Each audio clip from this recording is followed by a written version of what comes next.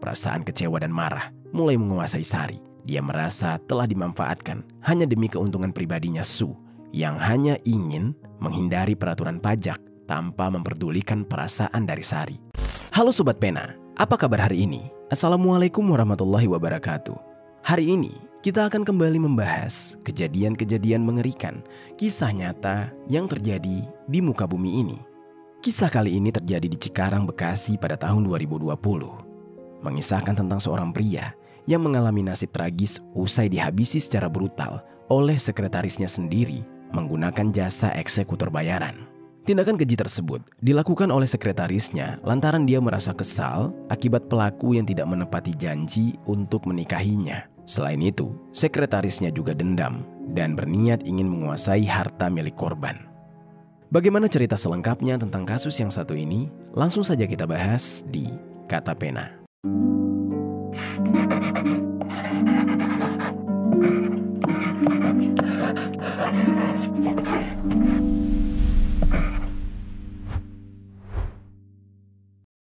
Pemirsa, pengusaha roti asal Taiwan yang ditemukan di Sungai Citarum, Bekasi, Jawa Barat ternyata kekasihnya.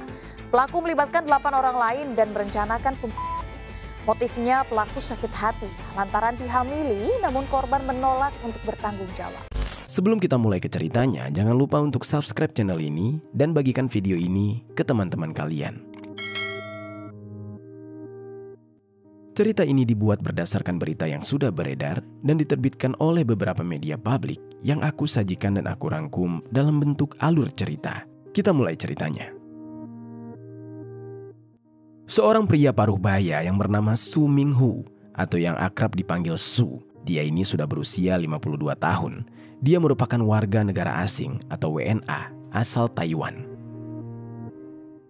Su telah menetap di Indonesia di antara tahun 2005 dan 2006. Saat ini dia tinggal di sebuah perumahan mewah di klaster Karibian, Cikarang Pusat, Kabupaten Bekasi. Su tinggal bersama sang istri yang juga warga negara asing asal Taiwan yang tidak diketahui identitasnya. Ketika mereka tiba di Indonesia, Su memulai karirnya sebagai pengusaha industri roti. Dan tidak butuh waktu lama, dia berhasil mendirikan sebuah pabrik roti di wilayah Cikarang dan mengembangkan bisnisnya tersebut dengan membuka 5 toko roti dengan merek atau brandnya sendiri. Usaha ini berkembang pesat dan kini Su sudah punya 23 karyawan. Di lingkungan kerjanya, Su dikenal sebagai bos yang ramah meskipun kadang memiliki sikap yang dianggap genit oleh beberapa karyawannya. Dan di antara para karyawannya, ada satu orang karyawan yang paling dekat dan paling dipercaya oleh Su. Karyawannya tersebut adalah seorang wanita yang berusia 37 tahun bernama Sari Sadewa atau yang biasa dipanggil dengan nama Sari. Sari ini sudah bekerja dengan Su sejak tahun 2007 dan Sari awalnya bekerja di salah satu toko roti milik Su sebagai Sales Promotion Girl atau SPG. Namun, karena kerja keras dan tanggung jawab dari Sari yang luar biasa, Su pun mulai memperhatikan kinerjanya dan kedekatan profesional mereka tumbuh seiring dengan kepercayaan Su terhadap Sari. Hingga Sari pun dinaikkan jabatan menjadi kepala toko di salah satu cabang toko rotinya di Cikarang. Prestasi Sari yang semakin cemerlang membuat dia kembali naik jabatan dan kali ini dia menjabat sebagai kepala gudang. Namun karirnya tidak terhenti di sana. Su juga terus terkesan dengan dedikasi dan kompetensi Sari, yang mana akhirnya Su pun mengangkat dia menjadi sekretaris pribadi. Dan saat ini, Sari berperan sebagai tangan kanan Su dalam menjalankan perusahaan. Sebagai sekretaris pribadi, tentu saja Sari kerap berada di dekat Su untuk mengurus segala keperluan pekerjaan yang akan dilakukan oleh Su. Namun seiring berjalannya waktu, kedekatan profesional di antara keduanya mulai luntur, berganti menjadi kedekatan yang kian intensif dan penuh romantisme. Perasaan suka dan saling tertarik tiba-tiba muncul di benak mereka masing-masing.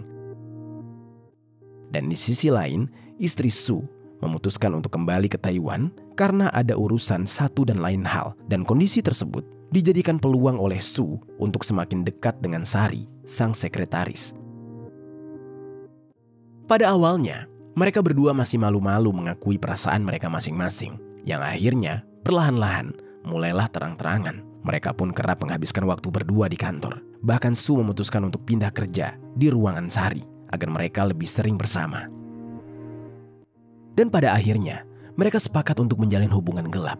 Selama menjalin hubungan tersebut, mereka berdua kerap bertemu dan menghabiskan waktu berdua, baik hanya sekedar jalan-jalan, berduaan, sampai berhubungan yang terlalu jauh, yaitu berhubungan badan. Su yang mencintai Sari membuat dia jadi menaruh kepercayaan yang besar terhadap Sari, yang mana di saat itu Su hendak menghindari pajak dalam jumlah yang besar yang bisa mencapai miliaran atas kepemilikan asetnya di Indonesia karena dia adalah seorang warga negara asing. Dia memiliki rencana ingin membalikan nama atas seluruh asetnya, yaitu pabrik roti serta toko-tokonya, bahkan rumahnya yang ada di Cikarang atas nama Sari. Namun di saat itu, bukannya senang, Sari yang merasa khawatir terkait peraturan pajak yang mungkin berlaku jika aset-aset tersebut dialihkan dari seorang WNA ke seorang WNI, lantas menjadi ragu. Melihat keraguan Sari, Su membujuk Sari untuk tetap mau asetnya dibalik nama atas nama Sari. Namun meskipun begitu, Sari tetap saja ragu hingga akhirnya keraguan Sari lantas sirna ketika Su berjanji akan menikahi Sari suatu hari nanti. Dan setelah beberapa kali dibujuk, Sari akhirnya luluh dan setuju dengan ajakan Su. Proses perubahan nama kepemilikan aset pun mulai dilakukan dan Sari mengurus segala dokumen dengan bantuan notaris. Singkat cerita, setelah berbulan-bulan mengurus pemindahan nama kepemilikan, akhirnya seluruh aset Su resmi atas nama Sari dan Sari pun mulai menagih janji Su untuk menikahinya. Namun, Su tidak kunjung juga menikahinya. Su justru seperti mengabaikan janji tersebut begitu saja. Perasaan kecewa dan marah mulai menguasai Sari. Dia merasa telah dimanfaatkan hanya demi keuntungan pribadinya Su yang hanya ingin menghindari peraturan pajak tanpa memperdulikan perasaan dari Sari. Pada Desember tahun 2018, Sari sangat terkejut dengan perbedaan aneh yang tiba-tiba terjadi dengan tubuhnya. Lalu dia memeriksakan ke dokter dan mendapati fakta bahwa kalau dia sedang mengandung anak dari Su. Saat diperiksa ke dokter, rupanya usia kandungannya sudah memasuki 2 bulan. Dan dalam kebingungan dan kesulitan, Sari kembali menuntut Su untuk menepati janjinya untuk menikahinya. Hal ini karena dia sudah mengandung. Dia berkata, "Aku hamil. Kamu harus tanggung jawab," kata Sari meminta pertanggungjawaban kepada Su. Su yang mengetahui kekasih gelapnya ini tengah mengandung, lantas menjadi panik. Di dalam benak dan pikirannya, dia takut jika ini sampai ketahuan ke orang lain, terlebih lagi istrinya yang ada di Taiwan. Oleh karena itu, Su dengan tegas menolak untuk bertanggung jawab. Dia berkata, "Gak bisa, aku gak mau tanggung jawab, nanti kalau istriku tahu gimana?" Ucap Su menolak permintaan tersebut. Bahkan Su yang tidak mau bertanggung jawab juga akhirnya menawarkan uang sebesar 15 juta rupiah agar Sari mau menggugurkan kandungannya. Namun, Sari yang merasa dia tidak tega menggugurkan kandungannya, akhirnya memutuskan untuk menggunakan uang tersebut untuk berangkat umroh saja. Uangnya tetap diambil dan dia pun berangkat umroh dalam kondisi yang sedang mengandung. Dan singkat cerita, berangkatlah dia ke Tanah Suci. Di Tanah Suci, Sari ini berdoa agar masalah yang tengah dihadapinya diberikan jalan keluar yang terbaik. Hingga waktu terus berlalu, sampai akhirnya Sari pulang dari umroh. Sampai usia kandungnya sudah mencapai 4 bulan, Sari semakin diliputi kebingungan. Di satu sisi, dia tidak tega menggugurkan kandungan tersebut. Tetapi di sisi lain, dia takut menghadapi masa depan sebagai ibu tanpa suami yang sah. Dalam keputusannya, Sari akhirnya menceritakan semuanya kepada teman dekatnya yang bernama Fitri Senawati. Fitri yang di saat itu mendengar cerita panjang dari Sari, benar-benar merasa kaget. Dan dia menyarankan agar Sari menggugurkan saja dengan menggunakan beberapa pil obat penggugur. Merasa bingung dan frustasi, Sari pun mengikuti saran tersebut dan mencoba meminum pil obat tersebut. Namun setelah beberapa waktu, obat-obatan tersebut ternyata tidak memberikan efek apapun. Akhirnya, rencana untuk menggugurkan gagal. Gagal dengan cara itu, Sari pun terpaksa mengikuti saran Fitri lainnya, yaitu mendatangi sebuah klinik ilegal di kawasan Senen, Jakarta Pusat, yang secara diam-diam melayani jasa menggugurkan. Setelah pertimbangan semua hal, Sari akhirnya menjalani prosedur menggugurkan di klinik tersebut. Namun ternyata dampak dari pengguguran tersebut membuat kondisi fisik Sari menjadi melemah. Bahkan selama sebulan di sepanjang Maret tahun 2019, kondisinya tidak kunjung membaik. Saking lemahnya, Sari bahkan sampai tidak bisa bekerja, sehingga Sari memutuskan untuk mengambil cuti kerja demi memulihkan diri. Dia pun cuti sampai kurang lebih 1 bulan. Dan setelah 1 bulan cuti, Sari mulai merasakan tubuhnya mulai membaik, meskipun belum sepenuhnya pulih. Lalu di saat itu dia memutuskan untuk kembali bekerja seperti biasa dan harus menghadapi kenyataan bahwa dia akan bertemu dengan Sue di kantor. Namun, saat mereka bertemu, Sari merasa sangat sakit hati karena mendapati bahwa Sue sama sekali tidak peduli dengan kondisi fisiknya yang masih lemah. Bahkan di luar dugaan, Sue kembali memaksa Sari untuk berhubungan badan. Sari yang masih dalam posisinya sebagai bawahan hanya bisa pasrah menerima perlakuan keji tersebut. Meskipun fisik dan batinnya terus terluka, perlakuan Sue membuat Sari merasa bahwa tubuhnya hanya digunakan untuk memuaskan Sue tanpa ada rasa hormat terhadap dia sebagai seorang wanita. Hingga akhirnya muncullah perasaan benci terhadap bosnya sekaligus kekasih gelapnya tersebut. Kebencian itu semakin hari kian semakin kuat dan rasa bencinya serta dendamnya terhadap Sue semakin dalam. Singkat cerita, pada bulan Februari tahun 2020, setelah hampir 1 tahun menahan kebencian yang membara terhadap Sue, Sari akhirnya gelap mata dan memiliki rencana yang benar-benar sadis. Dia ingin melenyapkan nyawa kekasih gelapnya sekaligus bosnya tersebut. Dan dia ingin merebut seluruh aset yang sudah atas namanya. Sari pun di saat itu kembali curhat kepada Fitri, yaitu temannya yang selalu setia mau mendengarkan keluh kesahnya. Dia menceritakan tentang niat ingin menghabisi Sue. Fitri yang di saat itu mendengar curhatan dari Sari, dia sangat setuju dan bahkan bukan hanya setuju. Dia bahkan sampai memberikan saran untuk menggunakan santet sebagai cara yang lebih aman dibandingkan menghabisi langsung. Sari yang sudah terdesak dan penuh kebencian setuju dengan ide tersebut dan meminta bantuan Fitri untuk menemukan dukun santet. Dia memberikan uang sebesar 15 juta rupiah kepada Fitri sebagai biaya untuk membayar dukun. Fitri pun akhirnya menemui seorang dukun santet di wilayah Cikarang dan membayarnya sebesar 3 juta rupiah untuk melakukan santet terhadap Sue. Namun, setelah hampir sebulan berlalu, tidak ada tanda-tanda efek apapun pada Sue. Dan melihat kegagalan tersebut, Fitri kembali mencari solusi lain. Dia kecewa, namun kali ini dia pergi ke Sukabumi. Dia ingin mencari seorang dukun santet lain dan ingin membayarnya sebesar 5 juta rupiah. Namun meskipun demikian, hasilnya tetap nihil. Sue masih saja sehat dan beraktivitas seperti biasa. Tidak ada hal apapun yang terjadi kepada Sue. Fitri di saat itu tidak putus asa. Dia tiba-tiba mendapatkan rekomendasi lain tentang seorang dukun santet dari Cilacap yang dikenal manjur. Lalu Sari dan Fitri tanpa menunda-nunda waktu langsung menuju Cilacap untuk membayar dukun tersebut sebesar 5 juta rupiah. Namun ternyata hasilnya tetap saja mengecewakan dan tidak berpengaruh terhadap Sue. Sari pun di saat itu mulai frustasi setelah menghabiskan belasan juta rupiah untuk jasa santet yang tidak memberikan hasil. Dengan rasa kesal dan amarah yang memuncah, dia akhirnya memutuskan untuk menggunakan cara terakhir, yaitu dia menghabisi Sue secara langsung. Sari meminta Fitri untuk mencari orang yang bisa dibayar untuk melakukan pengeksekusian tersebut. Awalnya, Fitri menolak karena takut akan konsekuensi hukum yang berat jika rencana ini terbongkar. Namun Sari terus membujuk dan meyakinkan Fitri bahwa dia memiliki rencana yang sangat matang dan strategis. Dan semua rencana itu menurutnya tidak akan ketahuan dan terdeteksi oleh pihak berwenang. Sari bahkan menjanjikan keuntungan dari perusahaan roti yang akan dibagi kepada Fitri. Sontak saja, Fitri tergoda dan setuju untuk membantu lebih lanjut. Dan Fitri kemudian menceritakan semuanya kepada suaminya yang bernama Alfian. Alfian di saat itu juga tergoda dengan iming-iming dari Sari. Dan dia segera menghubungi temannya yang bernama Supriyatin atau yang biasa dipanggil Jabrik yang tinggal di kota Banjar, Jawa Tengah. Alfian di saat itu menawari Jabrik untuk menjadi eksekutornya demi bisa menghabisi nyawa seorang WNA yang merupakan bos roti di Cikarang. Dan tanpa berpikir banyak, Jabrik langsung setuju. Tetapi dia meminta bayaran sebesar 150 juta. Fitri kemudian memberitahu tentang permintaan bayaran sebesar 150 juta rupiah tersebut. Namun awalnya, Sari sempat merasa itu terlalu besar. Namun keinginannya untuk menghabisi Sue membuat dia akhirnya menyetujui tawaran tersebut dengan syarat bayaran akan diangsur dalam beberapa kali pembayaran. Setelah negosiasi yang cukup panjang melalui telepon, mereka akhirnya sepakat. Sari pun segera mentransfer uang DP sebesar 25 juta rupiah kepada Jabrik. Setelah DP diterima, Jabrik langsung berangkat ke Cikarang untuk bertemu dengan Alfian. Mereka akhirnya bertemu di sebuah rumah makan di Cikarang Pusat. Di sana Alfian memperkenalkan Jabrik kepada Sari. Pertemuan ini menjadi kesempatan bagi Sari untuk memaparkan strategi yang sudah direncanakan dengan matang.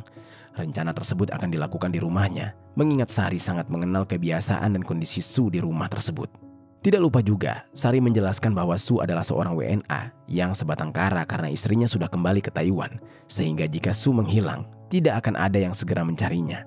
Selain itu, Sari juga mengetahui bahwa Sue sedang bermasalah dengan pajak, memiliki tunggakan miliaran rupiah, Dan karena itulah, Sari berencana ingin memanfaatkan kelemahan Su dengan membuat Su berpikir bahwa tamu yang datang ke rumahnya adalah petugas pajak, sehingga hal tersebut akan dia segani. Namun sobat, di tengah rencana itu, Jabrik tiba-tiba merasa mereka masih butuh orang lain lagi untuk melancarkan rencana keji ini. Sehingga Jabrik pun mengusulkan untuk membawa satu orang temannya dari kota Banjar sebagai pendamping saat eksekusi nanti. Dan untuk berjaga-jaga jika Su melawan atau duel.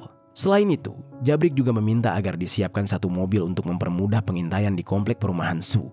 Dia tidak mau melakukan aksinya tanpa perencanaan matang. Menanggapi permintaan Jabrik, Sari segera menemui salah satu rekan kerjanya di pabrik roti, yaitu Suyanto, untuk meminjam mobil Toyota Calya milik Suyanto. Dengan terus terang, Sari menjelaskan bahwa dia sudah menemukan eksekutor yang akan menghabisi Su. Eksekutor tersebut memerlukan mobil untuk melakukan pengintaian. Suyanto yang awalnya merasa takut dan ragu untuk meminjamkan mobilnya karena risiko yang besar, apalagi mobil Calya itu belum lunas cicilannya.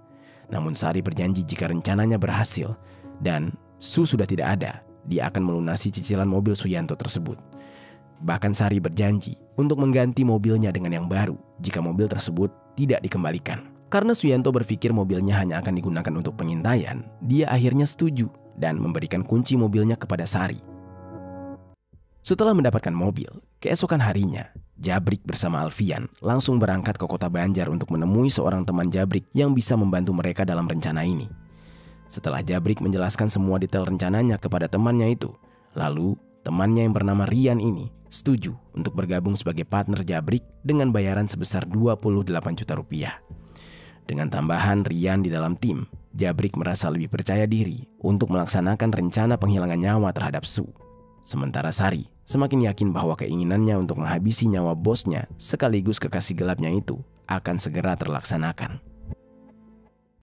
Singkat cerita, setelah semuanya siap pada hari Kamis tanggal 23 Juli tahun 2020 sore hari, Jabrik, Alfian, dan Rian mulai mengintai komplek rumah Su. Mereka mempelajari setiap sudutnya dengan cermat, termasuk pintu masuk dan keluar, untuk memastikan mereka tahu jalur pelarian jika situasi darurat terjadi. Dan selama pengintaian, mereka mencatat detail pergerakan di sekitar komplek dan memastikan rencana mereka bisa dieksekusi dengan baik. Semua persiapan berjalan lancar, dan rencana untuk esok harinya semakin matang. Lalu tibalah keesokan hari pada tanggal 24 Juli tahun 2020, tepatnya di hari Jumat. Ketiga pelaku mengenakan baju kemeja batik untuk menyamar sebagai petugas pajak yang datang menagih tunggakan Su. Sebelum berangkat, Sari mengingatkan mereka akan hal-hal penting yang harus mereka ambil setelah melenyapkan nyawa Su, seperti handphone, tablet, dompet, dan surat-surat berharga milik Su. Termasuk juga ada dokumen rumah, mobil, dan perusahaan. Lalu mereka semua menyepakati instruksi ini. Dan sekitar pukul 12 siang, Jabrik, Alfian, dan Rian siap beraksi. Mereka pun berangkat menuju ke rumah Su dan menyadari bahwa ini adalah momen penentuan bagi mereka untuk bisa menjalankan rencana tersebut yang sudah mereka siapkan dengan sangat hati-hati. Saat setelah sampai di rumah Su, mereka menemukan bahwa mobil Toyota Fortuner yang biasa digunakan oleh Su tidak ada di garasi. Dan dalam kebingungan, mereka memutuskan untuk keluar komplek dan mencari tempat makan siang sambil menunggu kabar dari Sari. Singkat cerita, tibalah pada pukul 4 sore, mereka menerima kabar bahwa Su sudah tiba di rumahnya. Dan mengetahui hal tersebut, mereka langsung menuju ke rumah Su. Sesampainya di depan rumah, mereka melihat mobil Su sudah terparkir. Dan tanpa membuang waktu, mereka bertiga pun turun dari mobil dan mengetuk pintu. Su segera membuka pintu dan terlihat sedikit terkejut ketika adanya ketiga pria yang berpakaian formal di depan rumahnya. Alfian pun memperkenalkan diri dan menyatakan bahwa mereka dari orang pajak. Mereka ingin menagih tunggakan pajak yang belum dibayar. Su yang tampak tidak curiga karena memang dia memiliki permasalahan dengan pajak. Dia langsung mempersilahkan mereka masuk dan menawarkan tempat duduk di ruang tamu. Setelah mereka duduk, Alfian mulai membuka pembicaraan dengan menanyakan besaran biaya pajak yang harus dibayar dan mengkonfirmasi bahwa adanya pergantian nama pemilik perusahaan. Su menjelaskan semuanya dengan rinci dan dia menjawab pertanyaan demi pertanyaan yang diajukan. Pada saat diskusi berlangsung, Jabrik di saat itu meminta izin untuk ke toilet yang terletak di bagian belakang rumah. Dan dengan mengangguk, Su mempersilahkannya. Ketika Jabrik pergi, Alfian dan Rian melanjutkan pembicaraan, berusaha menjaga agar Su tetap tenang dan tidak mencurigai maksud sebenarnya dari kedatangan mereka. Dan di dalam toilet, Jabrik mengambil kesempatan untuk mempersiapkan diri, memastikan bahwa semua alat dan senjata yang diperlukan untuk rencana mereka sudah siap. Dia tahu, setelah ini, momen yang telah lama mereka tunggu-tunggu akan segera tiba. Setelah memastikan bahwa tidak ada orang lain di rumah Sue dan semuanya aman, Jabrik kembali ke ruang tamu untuk melaporkan kepada Sue bahwa keran toilet tidak bekerja. Di saat itu sebenarnya dia hanya berbohong untuk mengalihkan perhatian. Dan tanpa curiga, Sue pun mencoba untuk memeriksa keran tersebut. Dia pergi ke belakang untuk mengecek. Saat Sue memasuki toilet, Jabrik di saat itu secara mendadak mengeluarkan pisau sangkur yang sudah dia persiapkan. Dengan cepat, dia langsung melancarkan serangan pertama menggunakan sangkur. Tetapi Sue yang terkejut dan berhasil melawan langsung mengalihkan serangan Jabrik yang membuat telapak tangan Sue sampai terluka. Namun Jabrik tidak menyerah. Dia melancarkan tikaman kedua ke arah dada Sue. Dan kali ini Sue tidak mampu menahan. Dia pun terjatuh, lemas. Sangkur masih tertancap di dadanya. Dan pada akhirnya, Sue yang sudah tidak bisa lagi menahan segala rasa sakit di tubuhnya. Dan perlahan-lahan, Sue pun tidak mampu bertahan. Di saat itu, tubuhnya mulai melemah. Dan dia pun sekarat, lalu menghembuskan nafas terakhir. Lalu sementara itu, dua pelaku lain yaitu Alfian dan Rian yang mendengar suara gaduh di bagian toilet langsung membuat mereka berlari ke belakang. Saat mereka tiba, di saat itu mereka melihat Jabrik sudah berhasil mengeksekusi Sue. Dan untuk memastikan bahwa Sue benar-benar sudah tidak bernyawa, Jabrik menambahkan serangan lain dengan 3 kali tikaman lagi di bagian perut, dada, dan malang sekali. Sue meregang nyawa di tangan para eksekutor bayaran tersebut. Setelah memastikan target mereka meninggal dunia, mereka pun bergegas membersihkan tempat kejadian dengan handuk basah untuk menghilangkan jejak cairan merah. Mereka juga berencana untuk membuang jasad Sue.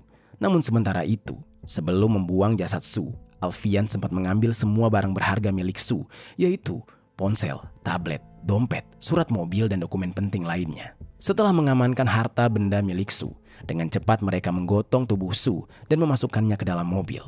Jabrik yang sudah berperan sebagai eksekutor kini bertanggung jawab mengemudikan mobil dan mereka berencana ingin membuang jasad Sue di wilayah Subang.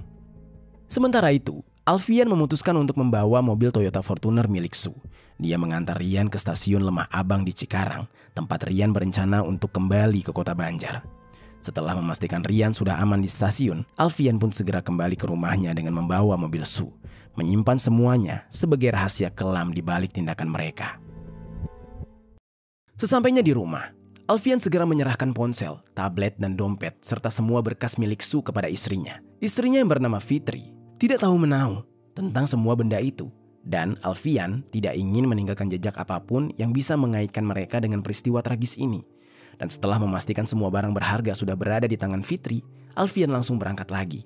Dia membawa mobil Toyota Fortuner milik Sue beserta surat-suratnya menuju ke showroom mobil bekas di daerah Soreang, Kabupaten Bandung. Di sana Alfian melakukan transaksi dengan cepat dan berhasil menukar mobil Fortuner tersebut dengan Hyundai Santa Fe. Berharap mobil baru ini akan lebih sulit dilacak. Dan setelah urusannya selesai, Alfian pun kembali ke Cikarang dan bertemu dengan Jabrik yang baru saja menyelesaikan tugas beratnya. Jabrik terlihat lelah, tetapi dia merasa lega setelah berhasil membuang tubuh Sue ke sebuah kali di wilayah Subang. Lalu mereka berbincang-bincang sejenak sebelum akhirnya Jabrik meminta Alfian untuk mengantarnya pulang ke Kota Banjar.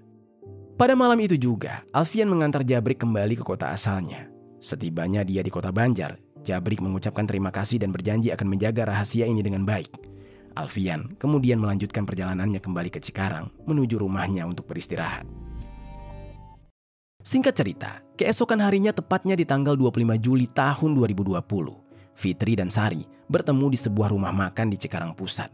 Di sana Fitri menyerahkan semua barang berharga milik Sue, termasuk ponsel, tablet, dompet yang berisikan kartu ATM, serta surat-surat penting lainnya. Sari dengan semangatnya mulai merencanakan untuk menguras uang tabungan di rekening Sue. Dan dia mengetahui PIN dari kedua ATM tersebut karena hubungan mereka yang sangat dekat. Setelah berhasil, Sari berencana ingin mentransfer uang angsuran kepada Jabrik sebesar 50 juta rupiah dan kepada Rian sebesar 28 juta rupiah sebagai imbalan atas partisipasi mereka dalam misi tersebut. Sementara itu, Alfian sudah merasa puas dengan mobil Hyundai Santa Fe barunya. Dan dia merasakan pergeseran status sosial yang dia rasakan setelah tindakan tersebut. Fitri, istrinya, di sisi lain menunggu kabar baik dari Sari tentang pembagian hasil penjualan pabrik roti milik Su yang kini dikelola oleh Sari. Dan semua pelaku merasa sangat senang dan percaya diri bahwa rencana mereka telah berhasil dengan sempurna. Lalu di sisi lain, ketidakpastian mulai menggelayuti pikiran istri dari Su di Taiwan. Sudah 2 hari suaminya tidak dapat dihubungi, padahal seharusnya Su sudah harus mengirimkan uang untuk kebutuhannya di sana. Dia merasa cemas dan dia meminta bantuan asisten rumah tangga atau ART Su yang ada di Indonesia untuk mencari di mana Su berada. ART-nya pun terkejut karena Su juga tidak ada di rumah sejak kemarin dan tidak mengabari siapapun. Padahal biasanya dia selalu memberitahu keberadaannya. Merasa ada yang aneh, ART ini pun segera menghubungi karyawan Su di kantor dan pabrik. Tetapi tidak ada satupun yang melihat keberadaan Su. Istri Su semakin panik dan langsung menelepon Sari. Sebab dia berharap dia bisa mendapatkan informasi dari Sari yang dia ketahui adalah sekretaris pribadi suaminya. Namun di saat itu, Sari dengan sangat tenang menjawab bahwa dia tidak mengetahui di mana Su berada. Dan mengatakan bahwa Su sudah menghilang sejak 2 hari lalu. Dan jawaban ini semakin membuat istri Su menjadi cemas dan tidak bisa berpikir jernih. Di dalam kebingungan dan ketakutan, istri Su pun melaporkan hilangnya suaminya ini kepada Kedutaan Besar Indonesia di Taiwan. Dia meminta bantuan untuk mencari suaminya yang kini tidak diketahui keberadaannya. Dan laporan tersebut menjadi titik awal bagi pihak berwenang untuk menyelidiki lebih lanjut tentang hilangnya Su, yang secara tidak langsung menempatkan Sari dan para pelaku lainnya dalam situasi yang semakin beresiko. Singkat cerita, setelah pihak kepolisian di Cikarang menerima telepon dari Kedutaan Besar Taiwan tentang hilangnya warga negara asing asal Taiwan, mereka segera bergerak cepat untuk menyelidiki kasus ini. Tim kepolisian mendatangi rumah Su. Namun saat tiba di lokasi, mereka menemukan rumahnya kosong. Satpam komplek juga melaporkan bahwa Su sudah tidak terlihat sejak beberapa hari lalu. Dan hal ini menambah curiga pihak kepolisian. Lalu sementara itu di sisi lain, di sebuah desa yang bernama Desa Karangwangi, Kecamatan Binong, Subang, ada seorang warga yang tengah melintas di sekitaran Sungai Citarum. Tiba-tiba dia dikejutkan dengan penemuan tubuh seorang pria tanpa identitas yang hanyut di Sungai Citarum. Dia langsung melaporkannya kepada polisi dan pihak kepolisian segera menangani kasus ini dan melakukan otopsi terhadap jasad tersebut. Selama penyelidikan, pihak kepolisian juga mengidentifikasi tubuh tersebut melalui sidik jari dan hasilnya sangat mengejutkan. Jasad itu terkonfirmasi sebagai Su, seorang warga negara asing asal Taiwan yang sebelumnya dilaporkan hilang. Dia di saat itu sudah berusia 52 tahun dan dikenal sebagai pengusaha roti di Cikarang. Temuan ini memicu investigasi lebih lanjut oleh pihak kepolisian yang sedang berusaha mengungkap siapa yang bertanggung jawab atas meninggalnya Su dan mengapa bisa dia ditemukan di sungai, jauh dari rumahnya. Dan kabar ini menjadi titik balik dalam penyelidikan. Polisi menyatukan berbagai petunjuk yang mengarah kepada tindakan kriminal yang telah direncanakan. Lalu singkat cerita, setelah terjawabnya misteri hilangnya Su, pihak kepolisian segera melakukan penyelidikan lebih dalam dan melaporkan temuan Su ini kepada sang istri. Polisi mulai mengungkap fakta-fakta yang terjadi untuk menemukan siapa pelakunya. Polisi mulai menggeledah rumah Su. Di kamar mandinya, polisi menemukan adanya ceceran dan percikan cairan merah di beberapa titik. Dan saat memeriksa kamarnya, polisi mendapati tas milik Su dalam kondisi yang sudah teracak-acak. Kemudian polisi juga memeriksa rekaman CCTV yang ada di gerbang komplek tempat Su tinggal. Dari sinilah teridentifikasi adanya mobil yang tidak dikenal yang beberapa kali terlihat berputar-putar di area tersebut. Dan polisi segera melacak nomor plat mobil tersebut untuk mengumpulkan bukti lebih lanjut.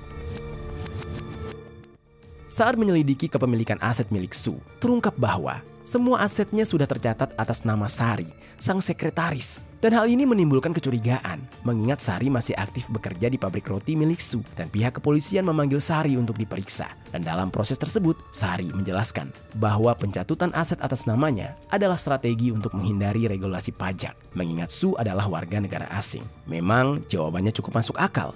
Namun ketika pertanyaan mulai menyentuh hubungannya dengan Su, mengapa Su mempercayakan aset tersebut atas namanya, di saat itulah Sari mulai terlihat gugup. Gugupnya Sari ini semakin memperkuat kecurigaan polisi yang kemudian langsung menginvestigasi lebih jauh. Akhirnya, Sari pun mengakui bahwa dia memiliki hubungan gelap dengan Su. Dan setelah ditekan lebih jauh lagi, di saat itulah Sari terdesak. Dia mau tidak mau mengakui bahwa dia sudah membayar beberapa eksekutor untuk melenyapkan nyawa Su karena alasan sakit hati atas janji yang tidak ditepati oleh Su, serta niat ingin menguasai seluruh aset serta harta milik Su. Pengakuan dari Sari ini membawa polisi kepada pelaku lainnya yang terlibat, termasuk Fitri, Alfian, Jabrik, dan juga Rian yang bertindak sebagai eksekutor. Lalu ada juga Suyanto, seorang karyawan Su yang meminjamkan mobilnya, juga ikut terseret. Dan selama penyelidikan, terungkap pula praktik ilegal di sebuah klinik di Jalan Raden Saleh, Jakarta Pusat, tempat Sari melakukan pengguguran di sana. Di dalam klinik ini, polisi menangkap 17 orang dan sudah ditetapkan sebagai tersangka. Mereka adalah 3 dokter, 1 orang bidan dan 2 perawat, serta 4 pengelola, serta 4 orang yang turut membantu melakukan pengguguran, serta 3 orang pasien. Dan dengan banyaknya pihak yang terlibat, para pelaku utama dijerat dengan pasal 340 KUHP subsidiar dengan pasal 338 KUHP atau pasal 365 KUHP atau pasal 351. Hukumannya maksimal adalah hukuman mati. Di sisi lain, setelah serangkaian pemeriksaan terhadap jasad Su pun dikembalikan kepada pihak keluarga untuk dimakamkan secara layak. Kepergian Su benar-benar membawa kesedihan yang amat dalam pada keluarga dan istrinya yang juga kecewa bahwa selama ini suaminya berbuat curang di belakangnya. Itu dia sobat, kisah dari Su, seorang warga negara asing yang dihabisi oleh selingkuhannya sendiri. Apa pelajaran yang bisa kita ambil dari kisah ini?